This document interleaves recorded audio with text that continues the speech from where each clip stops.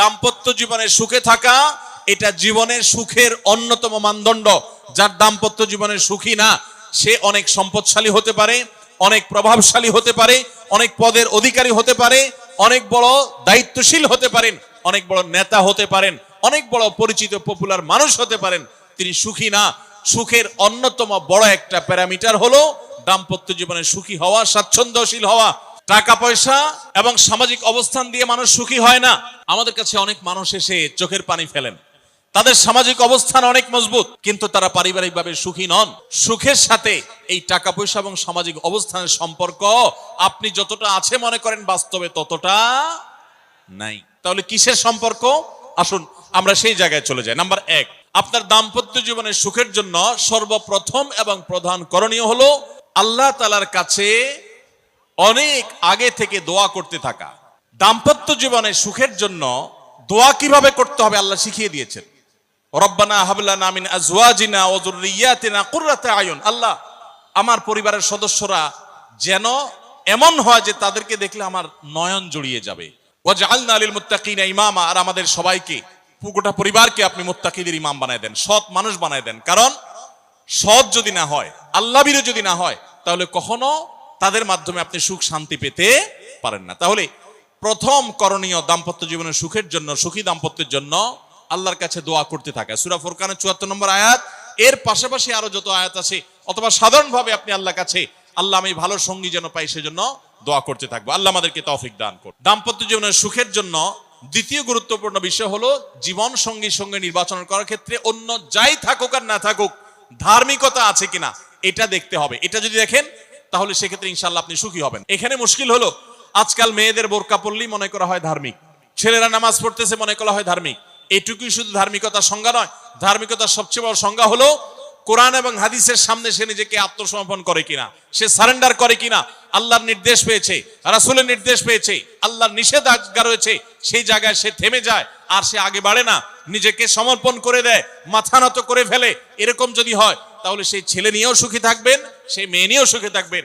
আমি বিশেষ করে মেয়ের বাবারা যারা নিজের মেয়ে বিয়ে দেওয়ার জন্য সরকারি চাকরিজীবী খুঁজেন, পয়সাওয়ালা খুঁজেন, বড় বড় পদে থাকা মানুষগুলোকে খুঁজে বেড়ান, আমি তাদেরকে বলি আপনার মেয়ের জন্য ফজরের নামাজের সামনের কাতারে থাকা যুবকগুলোকে খুঁজে বের করেন। দাম্পত্য জীবনের অনেক গুরুত্বপূর্ণ একটা পয়েন্ট হলো এটা, যে আপনি তার রূপ লাবণ্য, সামাজিক অবস্থান, সম্পদ, পয়সা কড়ি এগুলো দেখেন বা না দেখেন, প্রধান বিবেচ্য বিষয় হবে তার ধার্মিকতা। এটা যদি দেখেন ইনশাআল্লাহ দেখবেন যে আপনি সুখে থাকবেন। তৃতীয় যে পয়েন্টটি বলতে চাই তা হলো দাম্পত্য জীবনে সুখী হতে হলে সবর এবং শকর, এই দুইটা মূল মন্ত্রের কোনো বিকল্প পথ খোলা নেই। সেটা স্বামীর জন্য প্রযোজ্য, স্ত্রীর জন্য প্রযোজ্য। স্বামী হিসাবে আপনি স্ত্রীর অনেক অনিয়মতা দেখতে পাবেন, অনেক কিছু দেখতে পাবেন, আপনার আকাঙ্ক্ষা, আপনার চাহিদা, প্রত্যাশার বিপরীত, আপনাকে সবর করতে হবে। দাম্পত্য জীবনে টুকটাক সমস্যা হবেই, এটা প্রত্যাশিত। মনে রাখবেন এই জিনিসটা যদি আপনি আগে থেকে মাথায় রাখেন তাহলে আপনার কষ্ট অনেকখানি দূর হয়ে যাবে। দাম্পত্য জীবনে যদি স্বামী স্ত্রী উভয়ে যদি ধৈর্যশীল না হয়, সবরকারী না হয়, হুটহাট রিয়াকশন করে ফেলে, কখনো দাম্পত্য জীবনে সুখী হওয়া সম্ভব নয়। আপনার স্বামীটা হয়তো অমানুষ, সে আপনাকে গালিগালাজ করে কিন্তু চরিত্রহীন না। অনেকের স্বামীটা খুব ভদ্র কিন্তু চরিত্রহীন, ব্যবহার ভালো করে চরিত্রহীন, তাদের কষ্ট আপনার চাইতে কম না, নিশ্চয় আপনি তার চাইতে ভালো আছেন। মানুষ এভাবে যখন ভালো দিকগুলো চিন্তা করবে তখন তার ভিতরে শকর আসবে। তাহলে দাম্পত্য জীবনে সুখ শান্তির জন্য তৃতীয় করণীয় হলো সবর এবং শকরের চর্চা করা। আল্লাহ আমাদের সবাইকে তৌফিক দান করুন। 4 নম্বর হলো স্বীকৃতি দিতে জানা। অনেক লোক আছে নিজেকে খুব শিয়ানা মনে করে, স্বামী হয়ে বউর তারিফ করতে রাজি না, বউ হয়ে স্বামীর তারিফ করতে। দাম্পত্য জীবনের সুখের জন্য একে অন্যের তারিফ করার কোনো বিকল্প নাই। এই জন্য দাম্পত্য জীবনে সুখ শান্তির জন্য একে অন্যকে ভালোবাসা, প্রশংসা করতে জানা, বিশেষ করে স্বীকৃতি দিতে জানা, ভালো গুণগুলোর কথা বলা, এটা হারিয়ে গেছে। অনেকে মনে করে যে না, ভালো গুণ বললে মাথায় উঠবে, এটা ভুল। মাথায় উঠবে সেটা ব্যালেন্স করার জন্য আপনাকে অন্য কাজ করতে হবে, কিন্তু তাই বলে প্রশংসা করতে কার্পণ্য করা যাবে না, স্বীকৃতি দিতে হবে। 5 নম্বর হলো দাম্পত্য জীবনের সুখ শান্তির জন্য একে অন্যের কনসার্নের জায়গাগুলো আছে, ইস্যুগুলো আছে, এগুলোকে মাথায় রেখে চলতে হয়। যেমন আপনি স্বামী হিসাবে বউয়ের বাপের বাড়ির মানুষদের বদনামি থাকলেও করবেন না, কারণ কোনো মেয়ের কাছেই নিজের বাপ মা, নিজের ভাই বোনের কোনো দোষ শুনতে ভালো লাগে। ঠিক একইভাবে মা বোনরা যারা আছেন তারা স্বামীদের দুর্বল পয়েন্টগুলোকে মাথায় রাখবেন। যে কথা বললে স্বামী স্ত্রী উভয় জানেন যে যেটা বললে তার মনে কষ্ট হয় সেটা তাকে বলবেন না। এই বিষয়গুলো মাথায় রেখে চলা, যে কি বললে তার কষ্ট হয়, ইনশাআল্লাহ এতে দাম্পত্য জীবনে সুখ শান্তি হবে। এর পাশাপাশি 6 নম্বর হলো সময় দেওয়া। আজকাল দাম্পত্য জীবনের সবচেয়ে বড় সমস্যা হলো, তরুণ বন্ধুরা ভালো করে শুনে রাখেন, বিয়ে যারা করবেন ভবিষ্যতে আরো ভালো করে শুনে রাখেন, এই মোবাইল ফোন আমাদের দাম্পত্য জীবনকে ধ্বংস করার অন্যতম কারণ। অতএব আল্লাহর ওয়াস্তে মোবাইলগুলোকে নিয়ন্ত্রণ করেন, মোবাইলগুলোকে নিয়ন্ত্রণ করেন। বাসায় ঢোকার আগে মোবাইলের গলা চিপে বন্ধ করেন, এরোপ্লেন মুড করেন, ফ্যামিলিকে একান্তে কিছু সময় দেন। যত অশান্তি এবং যত ঝগড়া, যত ভুল বোঝাবুঝি আমাদের ফ্যামিলিগুলোতে হয়, এর অন্যতম প্রধান কারণ হলো এই মোবাইল এডিকশন, মোবাইল আসক্তি। স্বামী বলেন স্ত্রী বলেন উভয় একান্তে স্বামী স্ত্রী বাসা বাড়িতে তো অবস্থান যতদিন করবেন, ব্যবসা বাণিজ্য কাজ কাম আল্লাহর হস্তে, এগুলো সব জমা রেখে তারপর স্বামী স্ত্রী এক অন্যকে সময় দিবেন, ইনশাআল্লাহ দাম্পত্য জীবনের সুখ শান্তি আসবে। 7 নম্বর পয়েন্ট হলো অন্যের সুখের মিথ্যা গল্প শুনতে যাবেন না। যে অনেক মহিলা এসে বলবে, ভাবি আপা কি বলবো, আর আপনার ভাই এত কেয়ারিং, কি যে যত্ন করে আমারে, আমার দিক খুব খেয়াল রাখে, একটু সমস্যা হতে দেয় না, বাইরে গেলে একটু পর পর ফোন দিয়ে মেসেজ দিয়ে খবর নেয়। বুঝবেন যে সাক্ষাৎ শয়তান হাজির হয়ে গেছে।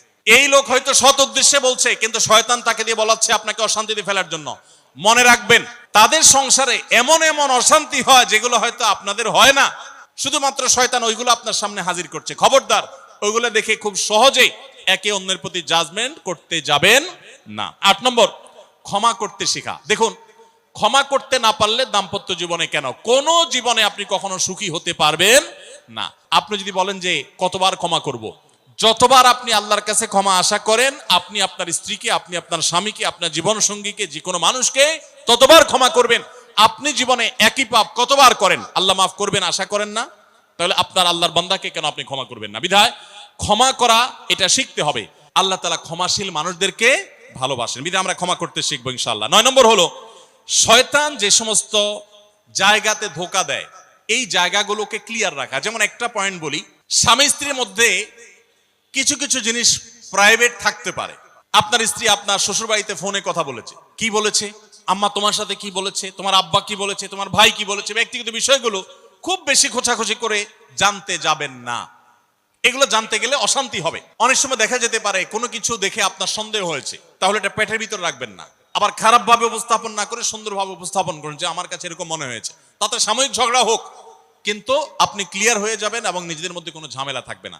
শয়তান বিশেষ করে ওয়াসওয়াসা, কুমন্ত্রণা, সন্দেহের রোগ দিয়া দাম্পত্য জীবনে সবচেয়ে বেশি অশান্তি তৈরি করে। এজন্য সন্দেহকে কোনো স্থান দিবেন না। যখনই সন্দেহ আসবে বুঝবেন যে শয়তান এটা সৃষ্টি করছে। সর্বশেষ 10 নম্বর হলো শাসন করার যদি কখনো দরকার হয়, স্বামী হোক আর স্ত্রী হোক বা সাধারণ মানুষের ক্ষেত্রে এটা প্রযোজ্য, রাগের মাথায় কখনো শাসন করবেন না। শাসন করতে হলে মাথা গরম হয়ে গেছে একটু সবর করবেন, ঠান্ডা মাথায় শীতল মাথায় তারপরে শাসন করবেন। যখন রাগ উঠছে তখন কিছু বলতে যাবেন না। আপনার রাগ উঠছে আজকে, আপনি নিয়ত করেন আগামী 24 ঘন্টা পর এটার আমি বিচার করব, একটা বিহিত করব, এটার আমি কিছু একটা করে ছাড়বো। 24 ঘন্টা টাইম নেন, ইনশাআল্লাহ।